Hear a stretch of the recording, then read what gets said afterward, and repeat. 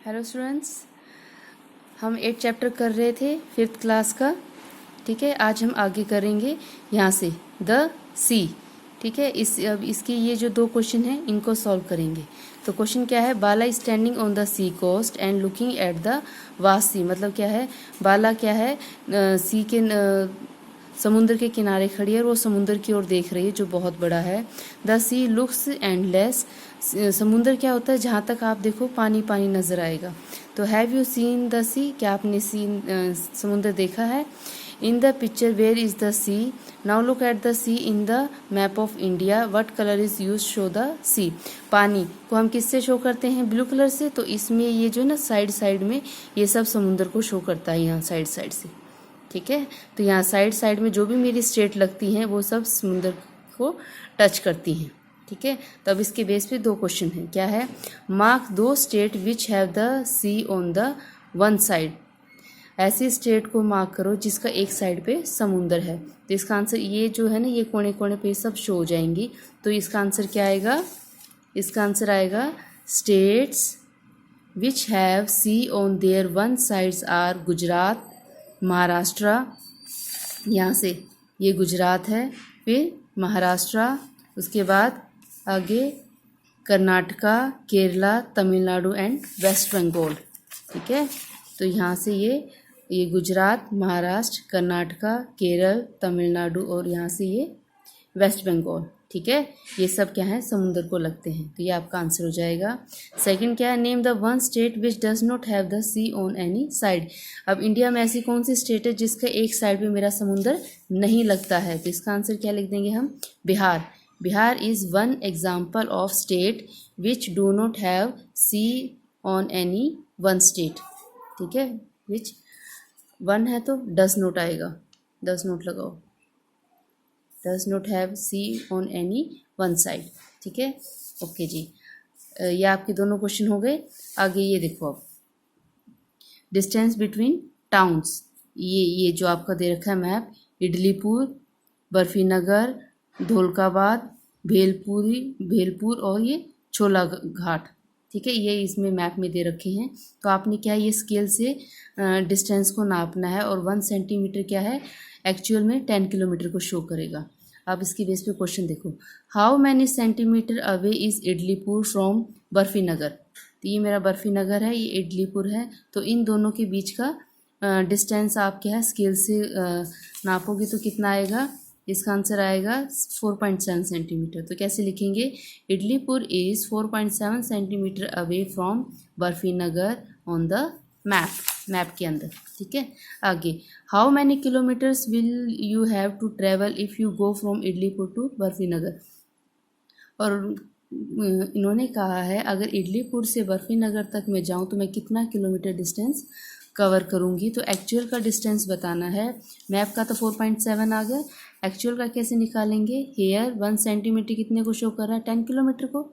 ठीक है, तो 4.7 इंटू में 10, क्योंकि 4.7 इन दोनों का डिस्टेंस है जो हमने स्केल से नापा, उसको 10 से मल्टीप्लाई कर देंगे। तो डेसिमल हटेगा तो नीचे 10 आ जाएगा, 10 से 10 कट गया तो 47 किलोमीटर दोनों के बीच का एक्चुअल डिस्टेंस है। तो आंसर क्या लिखेंगे, the actual distance between Idlipur and Barfinagar is 47 kilometre. ठीक है, आगे देखो, there is a place called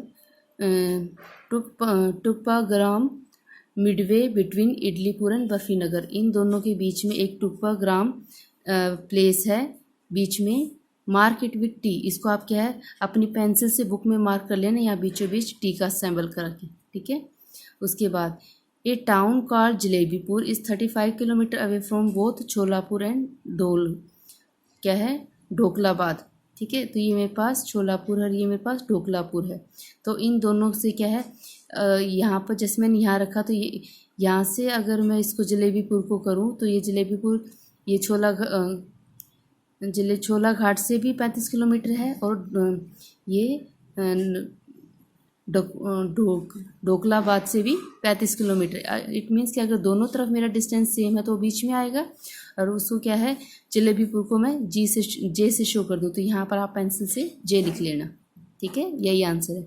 आगे देखो, measure the length of the route between Bhelpur and Chola Ghat, ठीक है। रूट को क्या है, आप क्या कवर करो, कैसे थ्रेड से करेंगे, ठीक है। तो इसका आंसर आएगा on the map distance between Bhelpur and Chola Ghat is 5.5 centimetre. और इसका जो एक्चुअल डिस्टेंस होएगा उसको मैं 10 से मल्टीप्लाई कर दूंगी। क्यों? क्योंकि 1 सेंटीमीटर 10 को इक्वल 10 किलोमीटर को शो कर रहा है। तो 10 से इसको मल्टीप्लाई करूँगी तो मेरा 55 किलोमीटर एक्चुअल डिस्टेंस आ जाएगा, ठीक है। आगे देखो, अब ये वाला आशीष स्कूल। तो आशीष स्कूल ये आपका, ये आशी का स्कूल है। तो ये देखो 3rd A, 5th, फिर ये 2nd, 3rd B, 4th, 1st, ये सारी मेरी क्लासेस हैं। ये पूरे स्कूल का दे रखा है। यहाँ पर हॉल है, असेंबली ग्राउंड जहाँ पर प्रेयर होती है, ये गार्डन, ये ऑफिस, ये प्लेग्राउंड, ये मेन गेट, ठीक है। और ये एक क्लास का दे रखा है, क्लास के अंदर का। जैसे यहाँ पर डिस्प्ले बोर्ड है जहाँ पर मैडम काम करवाती है, सॉरी डिस्प्ले बोर्ड जहाँ पर कुछ भी लिखा हो जाए वो डिस्प्ले हो जाता है, शो हो जाता है। उसके सामने ब्लैक बोर्ड है, तो मतलब ब्लैक बोर्ड के बिल्कुल सामने डिस्प्ले बोर्ड है। यहाँ साइड में नोटिस बोर्ड है, ये 2 विंडो हैं। यहाँ पर क्लास की अलमीरा है, ये सारे बेंचेस है और ये मेरा डोर है, ठीक है। अब इसके बेस पे क्वेश्चन देखो। तो how many times bigger is the area of assembly ground than the office. ये मेरा असेंबली ग्राउंड है, ये ऑफिस है। तो असेंबली ग्राउंड ऑफिस से कितना गुना बड़ा है? तो इसका आंसर हम क्या लिखेंगे?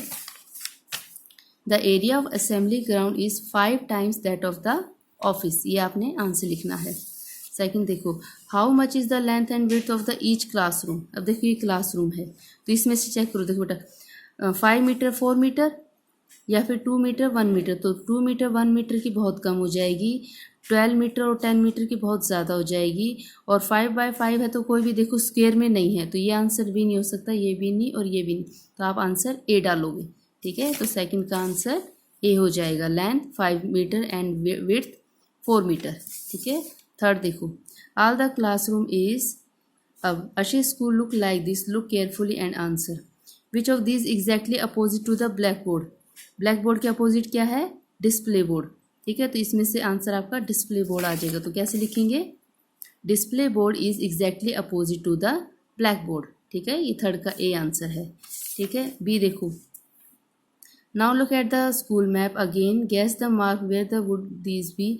ये जो आपकी classes, black board in 3rd A and 7th। तो मेरा 3rd A और 7th। तो इसमें आपने बुक में ही देखना है कि ब्लैक बोर्ड कहाँ आएगा। जैसे ब्लैक बोर्ड इधर है तो ब्लैक बोर्ड यहाँ आ जाएगा। तो ये आपकी देखो विंडोज़ हैं, तो ये विंडोज़ है तो विंडो के लेफ़्ट साइड में, तो विंडो के लेफ़्ट साइड में, तो यहाँ आपका ब्लैक बोर्ड आ जाएगा। तो इनको क्वेश्चन को आप खुद पढ़ो और इसमें आप पेंसिल से उनको शो कर लेना, ठीक है। थर्ड देखो, can a child sitting on 3rd A। ये मेरा 3rd A है। अगर 3rd A में कोई बच्चा बैठा है तो सीधा प्लेग्राउंड, ये प्लेग्राउंड है। तो इसमें क्लास में अगर कोई बच्चा बैठा है तो क्या प्लेग्राउंड को देख सकता है? नहीं, क्योंकि ये क्लास आगे आ गई है, ये क्लास आगे अड़ गई है, ठीक है। तो ये 3rd A का बच्चा प्लेग्राउंड को नहीं देख सकता। तो आंसर क्या लिखेंगे? No, a child sitting in 3rd A can not see the playground, ठीक है। तो ये आपका क्या है, चैप्टर फिनिश। तो इसको आप अच्छे से अपनी नोटबुक में साफ साफ करो। और कोई चीज़ नहीं समझ आई है तो आप मुझे व्हाट्सएप पे मैसेज करोगे बेटा, यहाँ कोई मैसेज नहीं करेगा, ठीक है। Thank you.